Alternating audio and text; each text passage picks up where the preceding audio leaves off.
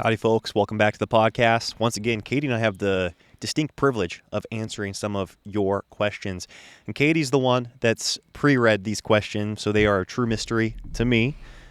So she's going to be reading off some of the questions that stood out to her. But before we jump in to your questions, if you want to submit questions, we'll link that below. There's a tab on our website, nowthatwe'reafamily.com. Right on the front page, you can see where you can submit a question. We'll link that below. And for those of you that watch our podcast on YouTube, if you're able to give this video a thumbs up or hit the like button, wait, those are the same things. Okay, so yeah, those. If you can leave a thumbs up, maybe subscribe to our channel, leave a rating or a review. Oh man, I'm messing up all of the things here. Okay, two different categories. If you watch the podcast on YouTube, okay, which if you watch it, that's the only place you can watch it is on YouTube. If you're able to subscribe, we would love that. Maybe hit the like button and yeah, maybe turn your notifications on. Is that something people do still?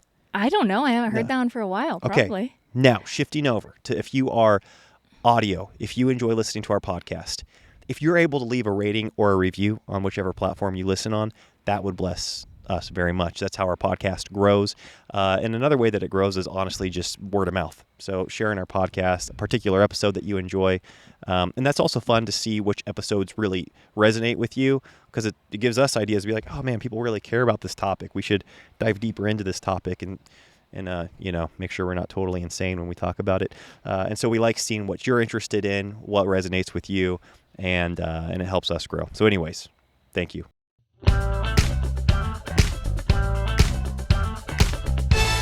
The Now That We're a Family podcast. Okay, you guys, so this is an episode where Elisha and I are not looking as clean as we could.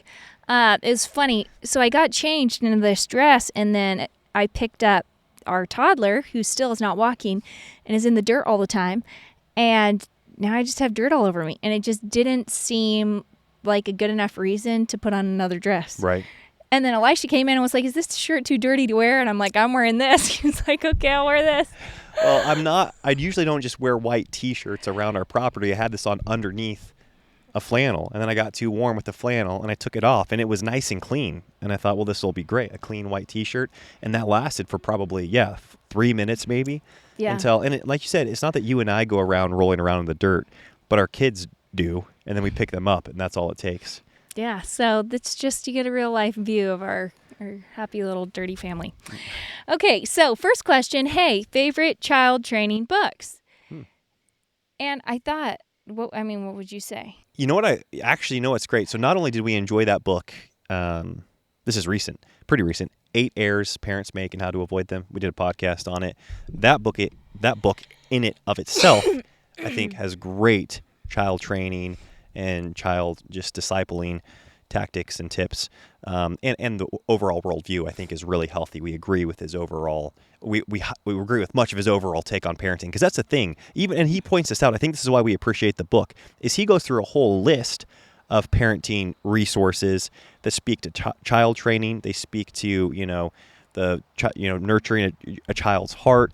And he goes on to say, hey, like there's great tactics and there's great principles from some of these books, even though I don't subscribe to all of their theology or all of their why behind it. And that's really, I think, how you and I have gone to, and that's, I think, how our parents went to find resources for parenting it's the classic spit out the bones, and try to get to the heart of what people are teaching.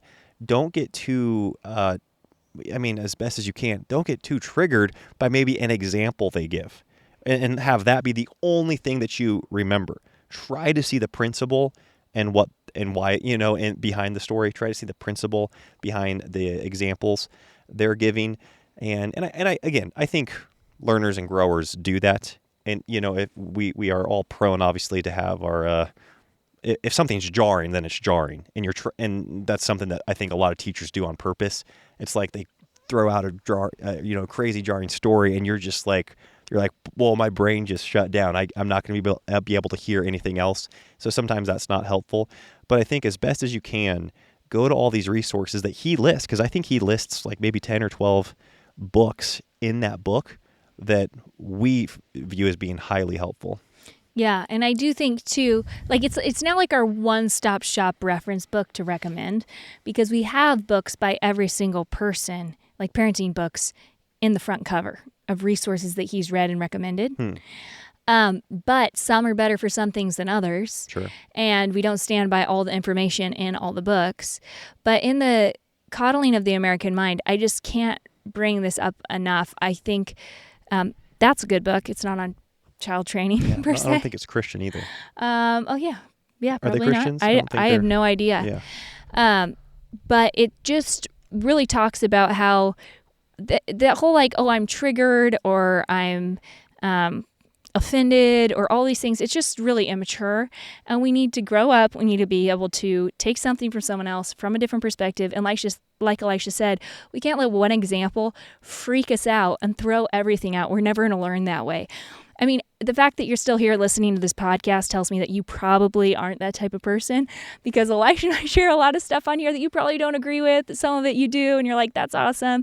And that's our hope for us as learners and growers. But this is especially something that I think when it comes to the relational space, we need to apply in marriage and in parenting, because there are so many variables and all of us have our own emotional baggage or mental baggage or experiences growing up. And so these are kind of hot boxes for getting triggered. And I just think that that's why we have a lot of stunted relationships, is because we aren't willing to take advice from people. So all that being said, I think this is a great book, and it talks really from if you have toddlers through teens and into adulthood. So that book's great. Yeah. And then it gives, like you said, I think before the book even starts, he lists a whole variety of books, and we're like, oh man, these are great recommendations here.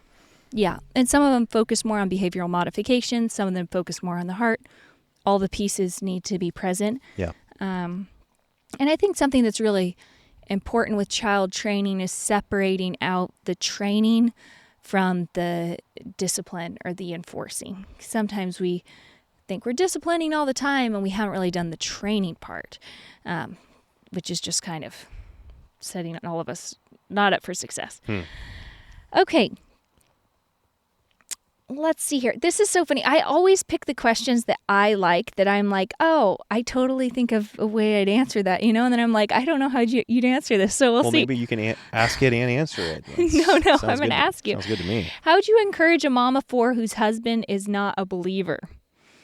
So she incorporates Bible time into her homeschool time, attends classical conversations, takes her kids to church 1 or 2 times a week, says her husband is supportive of all she's doing, but doesn't have, he's just not a believer. I mean, yeah, that's a tough situation. Obviously, you don't want to find yourself in that. So what comes to mind when you ask that, when you hear that question? Well, I think something that came to mind was I was talking with a friend just 2 weeks ago at a barbecue, and she was explaining how this was exactly her mom and dad's situation.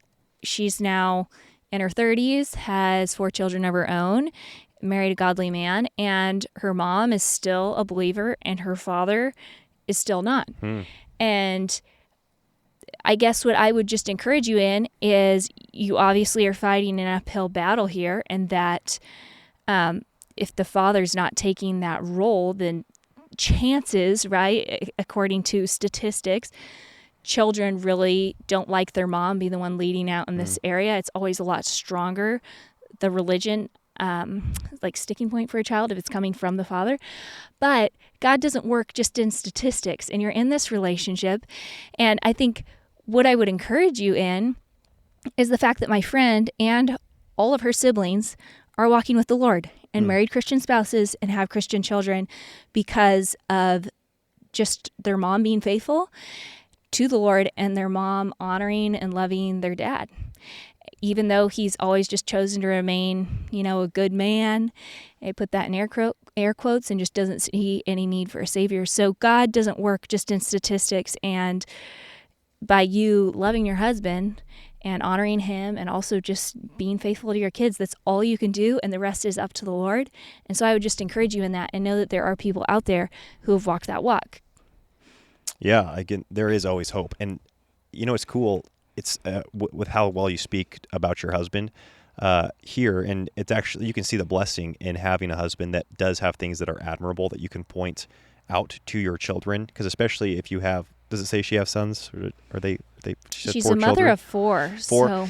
So especially if you have sons, you don't, I think, to point out the attributes that truly are admirable, and those are a part of God's general grace, his just general grace to humanity when he has, healthy attributes in humans, because that can happen, right? In unbelievers, you see unbelievers have something that's admirable in them, and you can now point that out to your children. But then in doing that, I think make an effort to put them around, godly men that are going to disciple them, and not in a way that's disrespectful to your husband, because we know, First Peter, what is it? First Peter in chapter 1, 3. Chapter 3. What does it say? That likewise wives with your, what does that say? Like with your, I can look it up. Yeah, let's read the actual verse, because it's a very powerful verse. Yes, and it sounds like this is what you're doing. Yeah, it does. Yes, his wives in the same. Let's see, King James. How about that? King James. Sure. Okay, King James. Likewise, ye wives, be in subjection to your own husbands, that if any obey not the word, they also may without the word be won by the conversation of the wives. And so you don't want to, undermine your husband in things that you don't have to undermine him in. Meaning, if he's a hard worker, if he's providing well for you, if he's protecting you, I guess honor those things about your husband, especially speak those things about your husband to your sons. I think that's crucial, because what also is very common is professing Christian husbands and fathers that are a terrible testimony of the faith, and they drive their children away from the faith. Okay, now again, you want a professing Christian husband that actually has Christian characteristics and attributes, and that actually exemplifies Christ-like behavior and grows in his faith, and models that to his children and to his wife. But again, those are things that came to the forefront of my brain. I still think, speak well of your husband publicly to your children, and the things that you can be honest about, right? Say, man, aren't you grateful that your father protects us, that he's such a hard worker? If he's hopefully he's faithful to you. Be grateful he's faithful to you, that he's, those are things that you can really point out, because they are objectively good and they are admirable. Then also be honest, be like, hey, that we serve a God. Let's pray for daddy's soul, that he would see this, and then put your sons around men that maybe are and that'll probably come through the church, men that can lead them spiritually. Yeah. So anyways, You don't have to wait until November to vote. You can vote every day with your dollar. At GoodRanchers.com, you can make a powerful choice to vote for American meat, support American agriculture, and make your voice heard for transparency in our food. Good Rancher. Okay, dang it. I tell you what, one of these days I'm going to get through an entire read without sounding like a moron. But today's not that day. Good Ranchers sources all their meat exclusively from American farms, which not only supports local ranchers, but also ensures that you receive high-quality American-raised meat with no antibiotics, no added hormones, or seed oils ever. By shopping from GoodRanchers.com, you're making a statement about the kind of values you stand for. Values of quality, hard work, and dedication to American tradition. And right now, Good Ranchers is having a presidential promo. For a limited time, you can get a free add-on for a whole 4 years until the next election. That means when you subscribe to any of their boxes, you get to decide if you want extra plain chicken breasts, Angus ground beef, Applewood smoked bacon, or wild-caught salmon in every order for 4 years. It's the perfect way to ensure you always have high-quality American meat in your kitchen. Every cut is pre-trimmed, individually packed, and vacuum sealed, which makes your life easier. No more messy meal prep and no more wasted food because of freezer burn or poor store packaging. Good Ranchers helps you get the most flavor and value out of every ounce of meat you buy. And in this economy, that matters more each day. Don't miss out. Use my code Voetberg. It's really our code. Our code Voetberg to claim this presidential promo worth over $1,200 and bring 100% American meat to your family meals until 2028. GoodRanchers.com. American meat delivered. really hard, but praise the Lord that you get to be a testimony in his life and to your children, and the Lord has a reason. How long, Elisha, will we let Lucy share rooms with the boys? This gal's asking, she says her son and daughter share a room now as toddlers, and she's wondering how long that'll be a good setup. Yeah. So back when we had a house, we had them all in separate rooms. We had the boys and girls in separate rooms, and we're excited to be able to go back to that. You've done a great job. I think we've all made an effort for there to be modesty and privacy since living in the tent. And so we all literally sleep in the same room now, but we're not going to change while everybody's in the room together. And that is just what you would think it is. It's like, hey, boys, go outside. Mama's going to change. Or, hey, Lucy, can you go outside? This is me talking, I need to change. And it's as simple as that, right? It's not a huge deal. So that's like the modesty piece, the privacy piece. And then what's nice is that the kids are never now in their room alone, right? Because that's another aspect of having a house or having bedrooms, is there is that potential for the kids just to be in their rooms by themselves, and that there is no potential for that now. It's a wide open tent. All the doors are, the flaps are open throughout the day. And then when we're in there in the evening, we're all in there laying in bed. And so it's working out now. But then when we do have multiple separate rooms again, we are going to utilize that. And I do think it is ideal and healthier. Yeah, to have a boys' room and a girls' room. And obviously, that was Elisha's experience growing up. They had a boys' room, they had a girls' room. My experience was a lot different. We grew up in a really, we moved a million times, but when we were in our teen years, and I would say we had the most adolescents in our home, we had 2 bedrooms for kids, and one had 3 children in it, and the other one had 7 kids in it. So there was technically a offshoot closet where the boys were supposed to sleep, but it was like this tiny little closet. They laid there in sleeping bags, and it connected only to the girls' room, so you had to go through the girls' room to get out. And over the night, they'd always worm their way out because it gets stuffy in there into the floor of the girls' bedroom. And that was our life growing up, was the boys and girls sharing a room. And I think that can also be done in a really healthy way. Bedrooms are viewed differently when they're shared by both sexes, I guess. And so it's not a place of privacy. It's not a place where you change. It's not, it's a place where you fully clothed, you go in, you go to sleep at night in your separate beds. Mm-hmm. And you can definitely do that with different genders in a room and have it not be weird at all growing up. So I would just encourage that, depending on how big your space is, or if you're able, it's a luxury to be able to have a boys' room and a girls' room. There have been generations of people who have had to share smaller spaces all as a family, or have siblings all share together. And it doesn't mean it has to be inappropriate or get strange or whatever. Mm. Like Elisha said, it wasn't something where you just go hang out.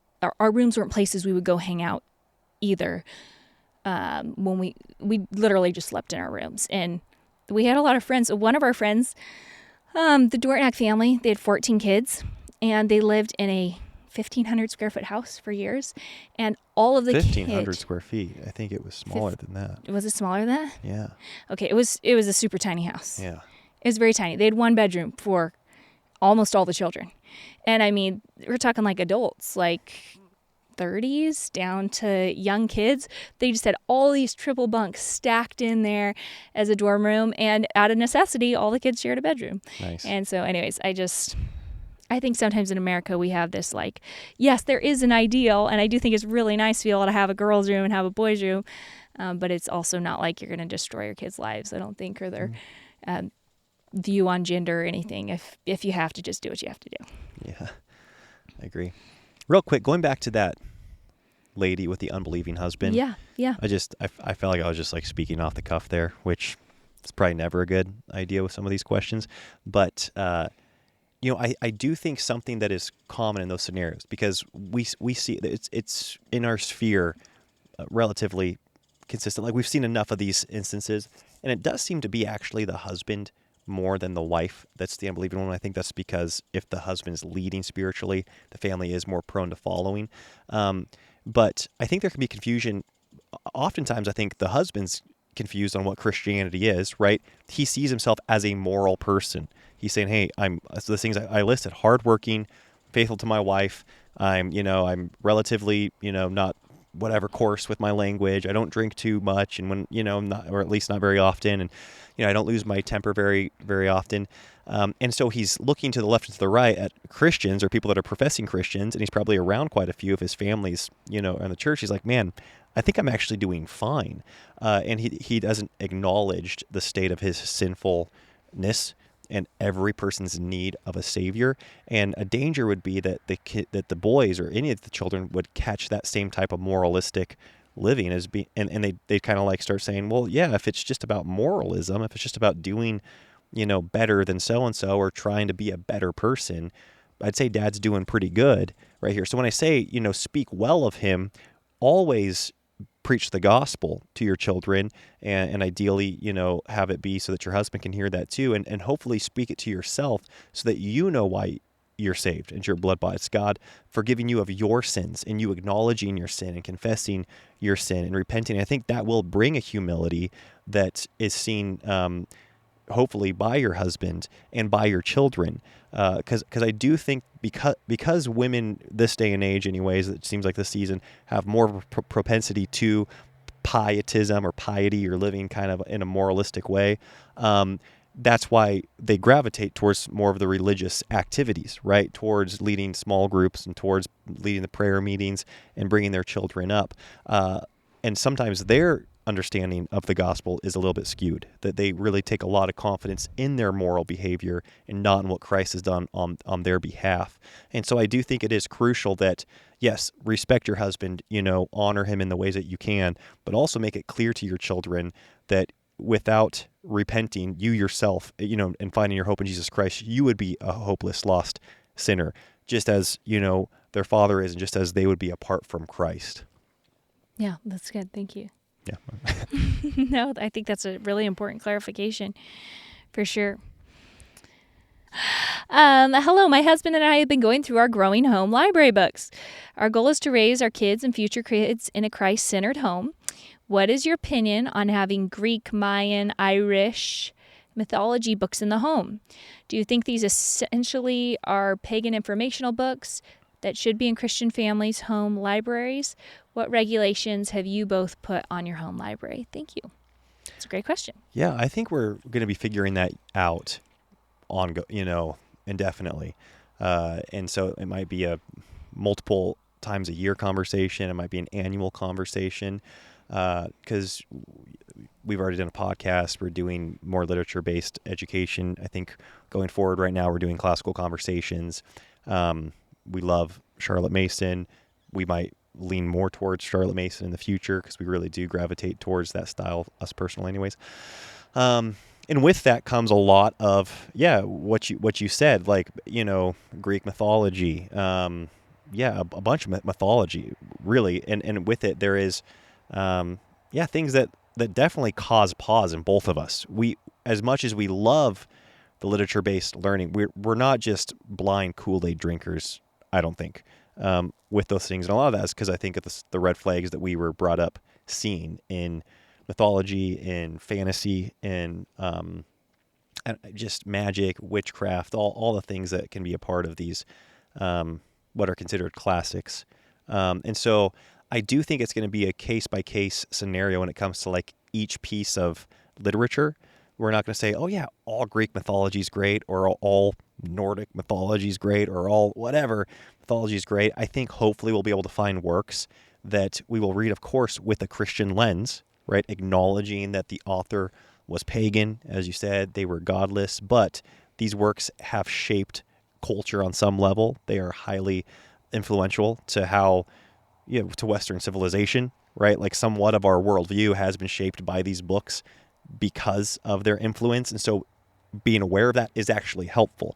And I think that's a danger sometimes in ignoring or discarding anything that you might view as being, or might not view as being, but that is, pagan or secular and not from a godly worldview, is that it's still shaping your worldview, whether you acknowledge it or not. And so sometimes I think it's better to be aware of, again, not everything. If the content's brutal, if it's, sexual or have too gory or weird stuff in it, it's like, well, no, you don't need to know it in detail, I don't think. I think you can have filters with that.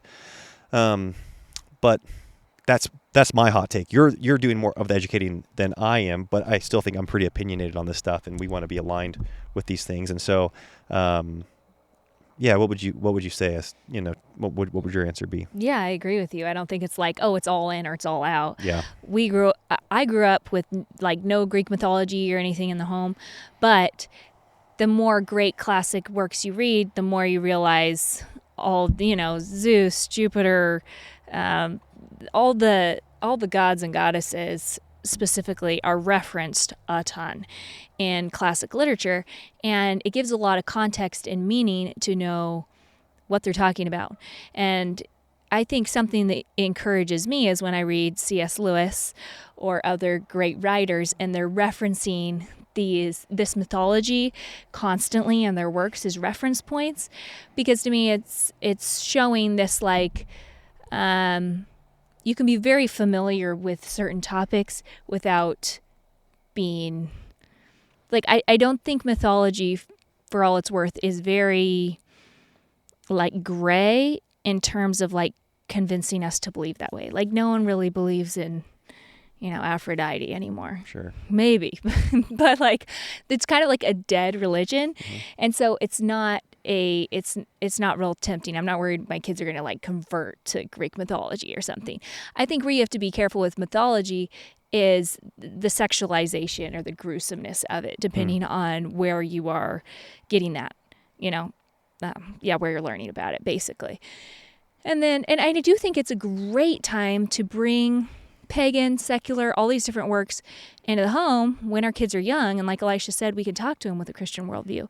I'd way rather that. And it's like, okay, we're going to talk about the Odyssey together. We're going to talk about these things together, and instead of high school or college, and they haven't come in contact with that at all. And I think mythology is the least of our worries in that instance. There's a lot of secular opinions, or, I want to talk about Hinduism and Buddhism and different Islam, Muslims, Mormonism. I want to talk about different world religions with our kids too. You want to have these discussions. I want to talk about Marxism and socialism and all these different secular philosophies, Darwinism, evolution, with our children here in the home. So I think that's actually a really important part of our kids' critical thinking being developed, is being like, hey, we serve one true God. For centuries, people have not been monotheistic, and they've been searching for answers. And it's actually really interesting when you look at all the different religions, and they all have a worldwide flood, or they all have, a creation story. And it's like, isn't this so cool how we have the truth here in God's word, and everybody's trying to find, they all really prove and support Christianity, which is pretty cool. Yeah.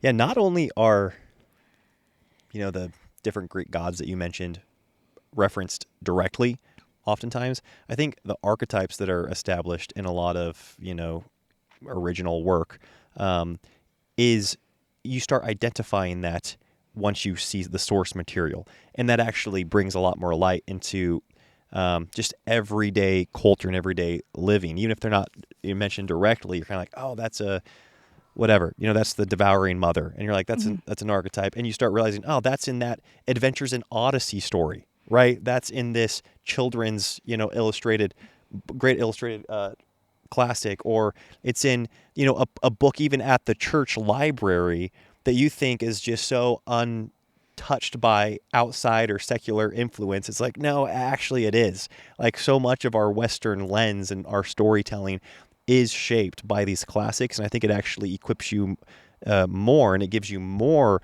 of the ability and the tools to see that and to identify it, and not just to be brought along with the narrative and influenced by the narrative. When I think like of the overall filters when it comes to our family library, like Elisha said, this is something we're still formulating. But I know something I don't want, and that is a giant group think library, I guess. I would like opposing opinions on the bookshelf, because that is how we like to read. And so, yes, I would like to, as my kids get older, be like, hey, these are the theology books that we're referencing all the time, that we've learned from, but then we also have this different viewpoint. And in reading this different viewpoint, we understand why we come to the belief system that we've come to. Or, I just finished this summer the autobiography of Michelle Obama. Fascinating read. Now, I don't stand behind the Obamas politically.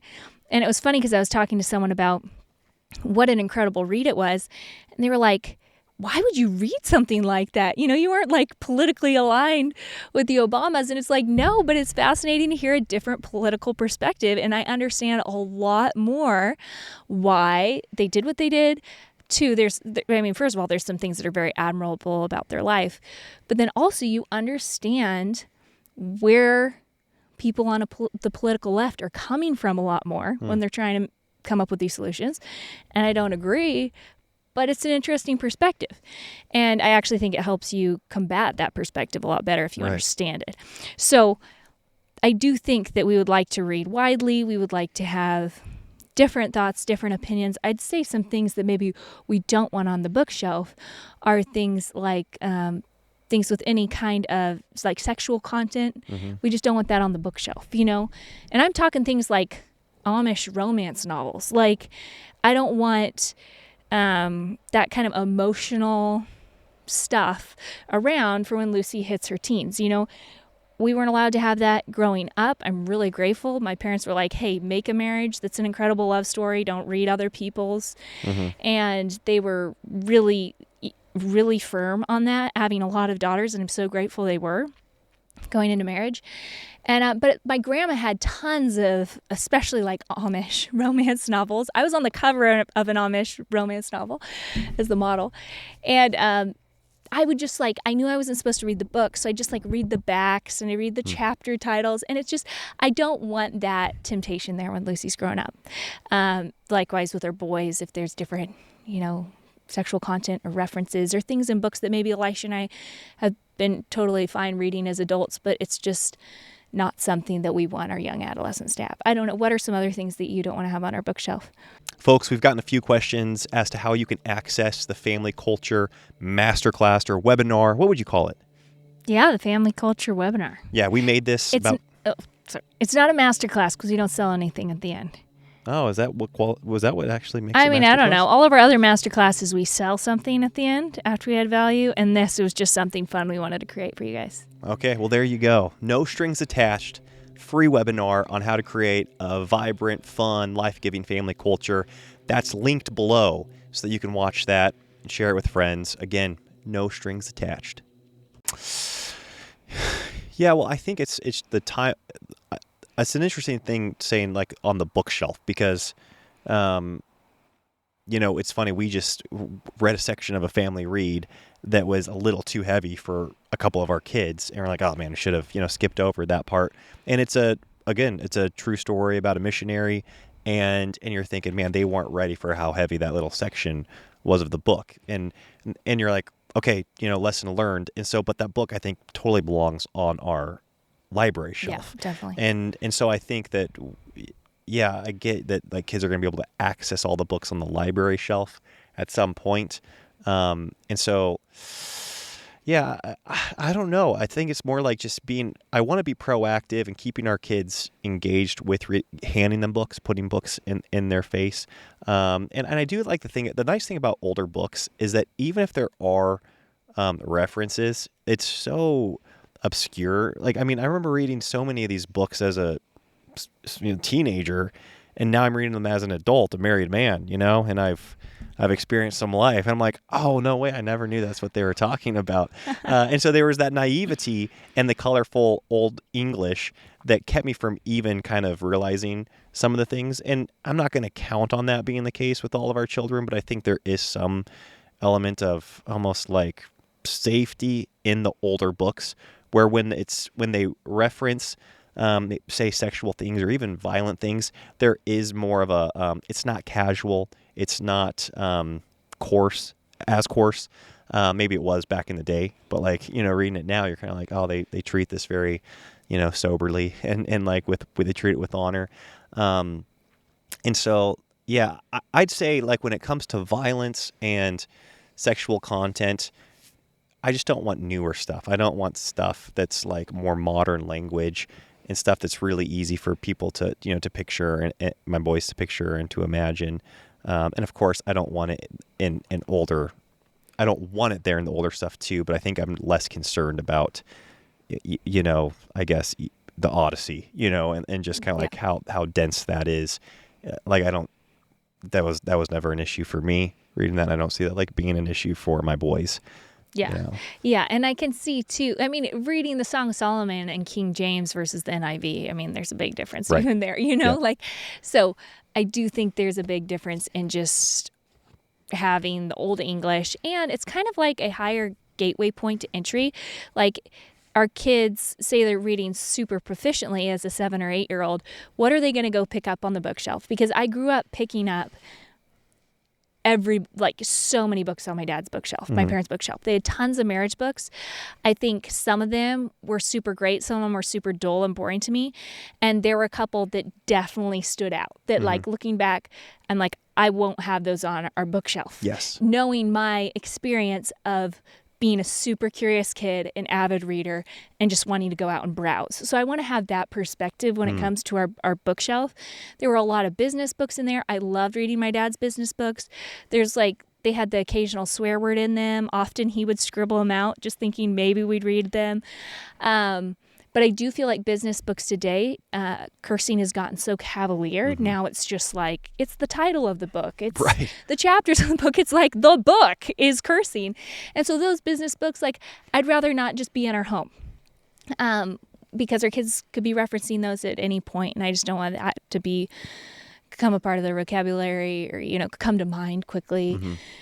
And so I do think, like, with a lot more modern books, too, with cursing and stuff like that.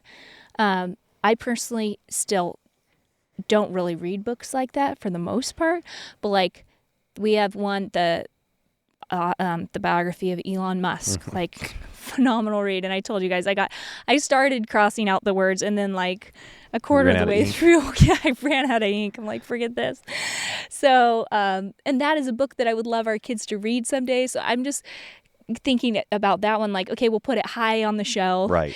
And it's a really thick book, and by the time they have an interest level there, hopefully they're 12, 13, 14 years old plus and are going to be familiar with those words already and know that that's not stuff we say, so yeah, I think that's how I view it too. Like, there's just levels to the bookshelf for a reason, right? No, I do think there is going to be those top shelf books that it's not like, oh, this is erotic literature that it's only for married couples to get creative ideas for their marriage. It's like, no, we don't want that in our house at all. No. But there is some top shelf stuff where it's like, this is really valuable. We found it extremely helpful, but some of the concepts are a little heavy, maybe, or maybe the language is, like you said, there's more cursing than what our children are accustomed to, so it'd be very jarring for them to, they wouldn't have they'd like get caught up with that, it would be a hang up for them, and so you just kind of save it for hopefully when they're at that time in their maturity. But I'd say in general, we just don't want a lot of books like that on our bookshelf. Right. It's going to be like a really rare book that we have a very specific reason for keeping it, and I do think there are some books that I've thrown out. And that we've thrown out, I've like requested. I've gotten better at like talking to Elisha before throwing out books. When we were married, I just threw out all his books, like all his theology books. Then we ended up buying them all back years later. But I do think there's an element of like, hey, this just isn't a now book. Like, read it, enjoyed it. We're just gonna get rid of it. Yes. It's not a book where it's like, wow, this is amazing. It's worth the bones to keep on the bookshelf. And so we do have some of those books where we've just kind of been like, oh, this was a fun read, but there's just enough stuff in it that it's just not sticking around, right? For the long term. So there's those books too. Yeah. Yeah. That's great. I don't know. Taking it book by book. Okay. Thoughts on tribalism. It seems to be our moment in time where everybody finds their tribe, even in Christian circles. And this gal is saying, hold on, I like really Need to blow this up so I can read the whole question at one time. So she goes, okay, other Christians like to congregate with other anti-vax, homeschooling, conservative Christians. But on the other hand, where is the biblical precedence for insulating yourself from those who are not like-minded? I'm talking even within the church. There's just a huge variance when it comes to lifestyle and convictions. You've mentioned in your podcast before that it's a joy to connect with like-minded families. I appreciate that as well, but my question is, how do you know when you've gone too far? Should our only community be Christians who think just like us? Why or why not? Yeah, it is. I don't know. I know what you're saying by this time in history. I think, maybe I don't know, being a time where we really gravitate towards tribalism, but I do think that's just been that's just what humans do, since the beginning. I think it stands out more now because of how you can customize your tribe so much, right? Like you can live, like for instance, we can live on this property, and that our proximity would have a lot more to do with your tribe and who you associate with. So you'd have the commonality of whatever the agricultural state of your region, and then you're dealing with the same weather and the same seasons, and then you're going to have similar hobbies because of those seasons, and so there might be a more diverse set of overall beliefs, but then you are still very similar in those shared and I would practical things. Argue even within that, we're reading a book right now where the protagonist is from Holland, and he's saying there were the people that went to this church, and there were the people that went to the Protestant church, there were the people that went to the Catholic church, and they'd pass each other on the street and not talk to each other, and this is this is like 75 years ago, maybe. Yeah, exactly, and it's like they were finding their religious tribes at the time, sure. Right? So I think there were the different people even within a tiny little town. Mm-hmm. There's like the farmers versus the, whatever it was. Yeah. So I don't think we're ever supposed to be jerks to people as Christians, right? And so it doesn't mean that you can, okay, this is my tribe, I'm going to ignore so-and-so, or I'm going to, be rude to so-and-so because they're not aligned with me. I think we are supposed to be, gracious with everyone. I think we're representing Christ all of the time. We as ambassadors for him. And the second part of the question, how do you know when you've gone too far in being around like-minded people? Yeah, that's a good question, honestly, because I do think it is like I said, it's human nature, I think, to cloister, right? To be around people that are we like echo chambers, we like, confirmation bias. And so I don't know how you actually have the self-awareness to say oh, this is getting a little too close-knit. I'm starting to, hear my own opinion come out of everybody else's mouths that I'm around too often. Because anytime somebody, in my mind, claims to be diverse in their, who they put themselves around is kind of full of it, you're kind of oh, sure, good for you, buddy. They've traveled the world, and they have friends from this, earning level, and they have friends from this inner city community, and they have friends from this part of the country. It's like they are in their own tribe within that pursuit. And so I don't know how I think it's a good question, but that's why I do think you have to have some filter on which you have to look at the well-being of your marriage, your children.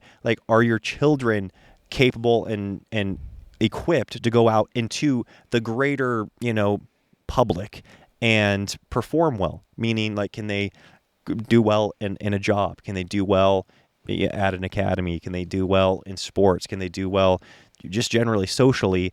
And, if the answer is no, it's well, maybe we need to kind of diverse a bit in who we're around here, who our kids are around. If they can only talk about, these video games, or if they can only talk about the CC timeline, or if they can only talk about, music and fiddle, that's fine if they can connect with people on all those things, but you don't want them to only be talking about, living organically on the farm at some point, even though it can be a really fun thing. So I don't know how you actually have an objective, viewpoint on when you're too cloistered and when you're not, because Like you have to, maybe this, I'm obviously talking way too much because I feel like I want to hear from you. No, I think you need to be clear on your vision and your mission for your family. And then you're able to say, hey, is this helpful or hindering to our vision? And hopefully within your vision, charity is a part of that, philanthropy, reaching out to people that are in need should be a part on some level of that vision. And so if your vision is just like, okay, we want to be comfortable, feel good about, have our ego stroked, and like make lots of money. If that's your family vision, well, you probably need to like go back and submit it to God's word a little bit more. And so if your vision submitted to God's word, hopefully it will include something, an element where you are then able to see the value in a certain level of diversity within your sphere and your network, and then you're able to count that as a win. I don't know. That's good. That's good. And I also think too, it's like, I think that in order to grow, we have to be being uncomfortable, and that's just an element of growth. So if we're comfortable all the time, 100% of the time socially with everyone that we're around, there's no growth happening in that area. We aren't evangelism. We have to get outside of our comfort zone in order to share the gospel. With hospitality, we have to get outside our comfort zone, invite people over that aren't just our best friends, or visit with people who are lonely, or, the fatherless, the widows, the mandates in scripture of who we're supposed to be getting out there and talking to and ministering to, the unlovely, the poor, all these different things. And so I do think, are we just totally comfortable all the time when it comes to who we're around?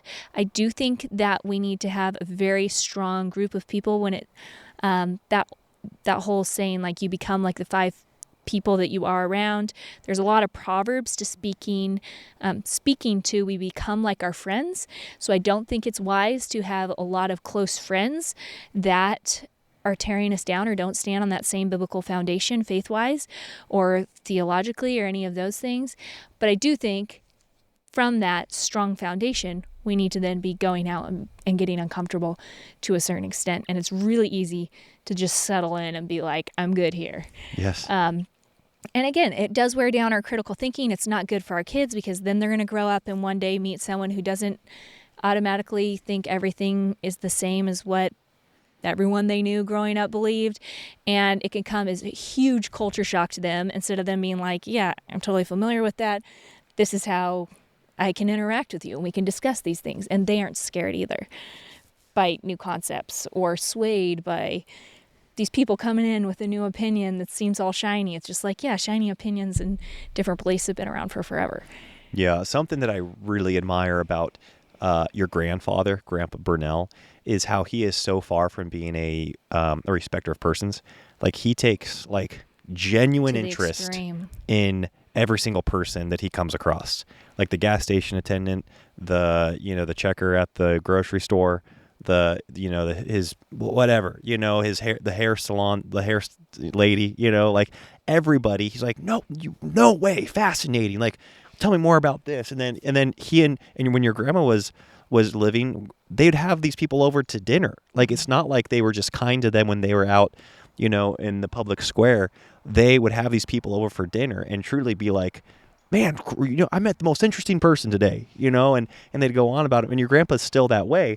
And he is, a successful businessman, was a high income guy, like a very convicted Christian, like in a lot of ways, his like, it's not like he had this theology of like, I think the same thing as everybody. He had a very, narrow sounds bad, but narrow meaning like he was firm on his convictions, right? Like he wasn't like, it doesn't matter, we're all Christians. No, he was very convicted in his beliefs and firm on them. And yet, he just had this genuine interest in other people.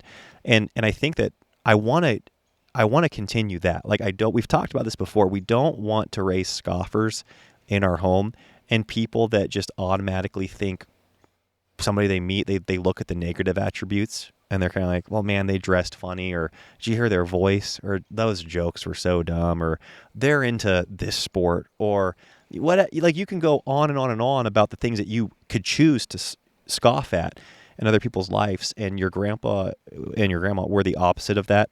Like they would find the thing to be interested in. And that's the old, what's the word, axiom? Or I think it's axiom. It's like Yeah, it's like interested people are interesting people. And that's the case with your grandpa. It's like he's the most interesting older gentleman ever. And you can listen to his stories and all the things he's done in his life forever and ever because he's an interested guy. He's an interested person, and it makes him the most interesting person. And I want to be that way, but then I also want my children to be that way. And not blindly, not foolishly.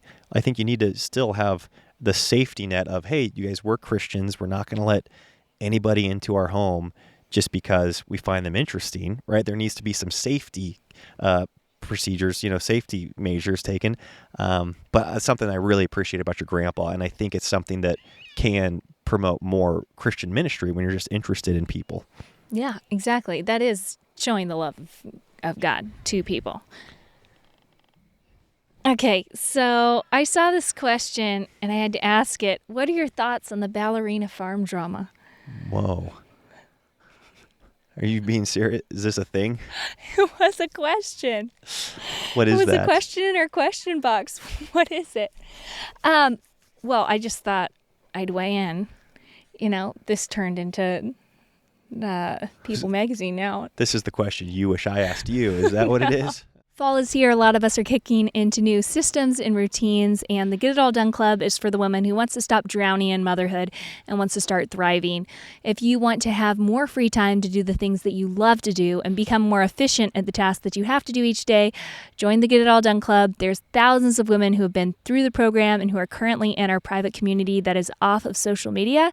I'm in there monthly, live, answering your questions, talking with you guys, adding new content monthly. If you would like to get a little taste of what I teach in the Get It All Done Club and see a behind the scenes of what the program actually looks like, I do have a free masterclass for you guys. It's linked down below, and it will teach you how to have a more peacefully productive home this week. No, I just thought it was funny. I know you weren't going to actually ask me that question. It just cracked me up. So basically, I do have an opinion on this because I think I'm not super familiar with Ballerina Farm. I did follow her on Instagram, and she's a mom of, I think, 8 kids now, who was a Juilliard ballerina, beautiful woman, successful woman, works with her husband on a farm. And so she was very captivating when I first stumbled upon her a couple years ago. I've since not followed her, but I do feel like the drama was so big around her this last year that I did pick up bits and pieces. Everyone I knew was talking about it. Wow. And I do have a couple thoughts on it. But there's 2 different pieces, I think. I saw one thing. I'm just going to let you know what I think you're talking about here. I saw one thing, and that is she did a pageant. She did a Miss America something, world something pageant after a couple weeks after having her 8th baby. So people were really mad about that.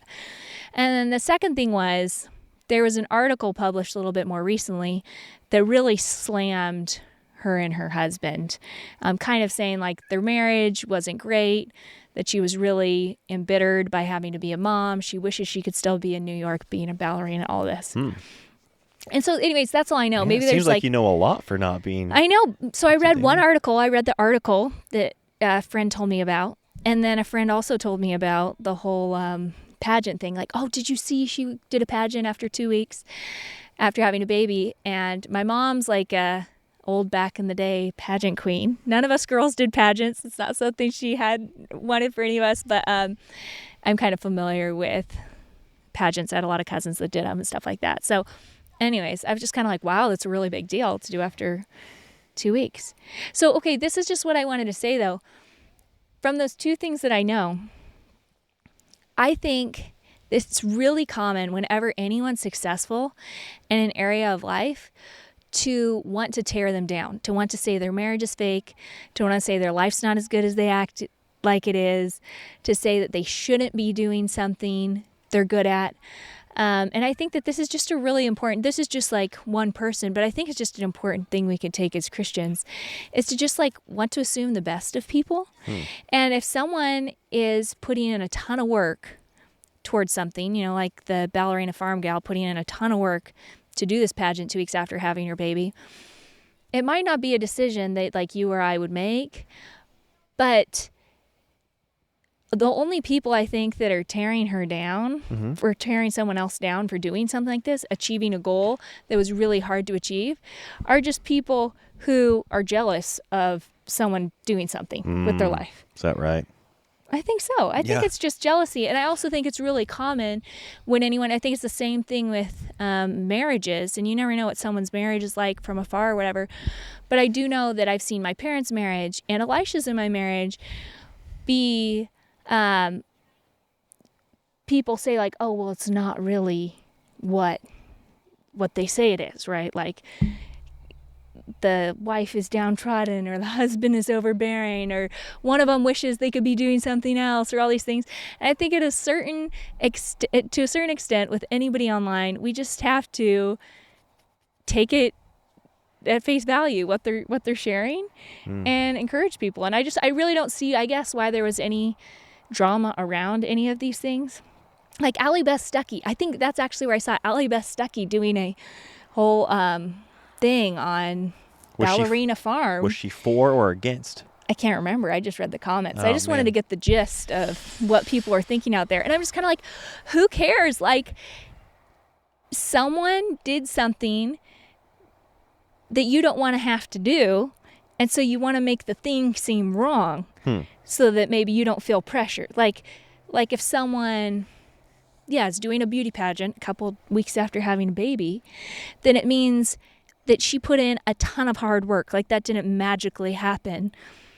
And we don't want to have to put in all that work to look like that 2 weeks after having a baby, which I don't think is necessary for any of us.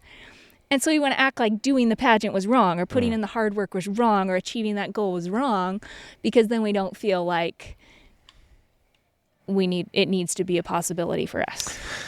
Yeah, I mean, that's just, whenever there's like a successful person in any category of life, and then people are tearing them down, I'm like, well, I think I'm probably going to listen to the person that's successful. It's the whole, like, I'm not going to take money advice from poor people.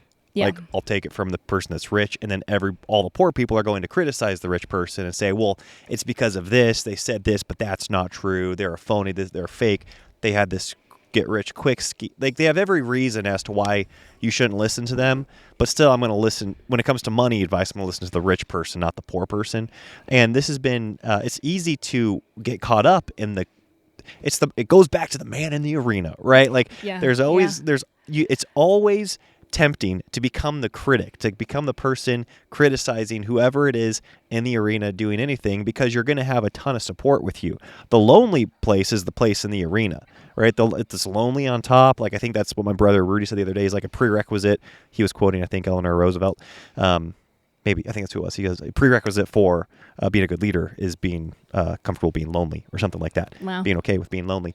And so there's always the temptation to go, would be like, jump on the bandwagon and be like, wait, so-and-so thinks this is dumb, so-and-so thinks this is dumb. And the reason it's tempting is because it validates you not making a change to your life. Mm-hmm. Like, people are way more, people want validation for their life usually more than they want an ingredient to actually grow and get better. Yeah. Like, when they go to conferences, when they go to church, when they read a book, when they watch a YouTube video or listen to a podcast, what they want is to be affirmed and validated for their current. They're like, okay, see, that's what I thought. I thought that nobody actually really gets out of debt that fast. Mm-hmm. Like, those are things that, the Ramsey Network just makes up, or like they don't share all the details to those backstories, right? There's tons of variables or money that we didn't know about, and they want to be, like I said, and this is human nature. I want this. It's like, it's very tempting to nobody do. really loses weight that fast. Yeah. It's because they did this, that, and this, or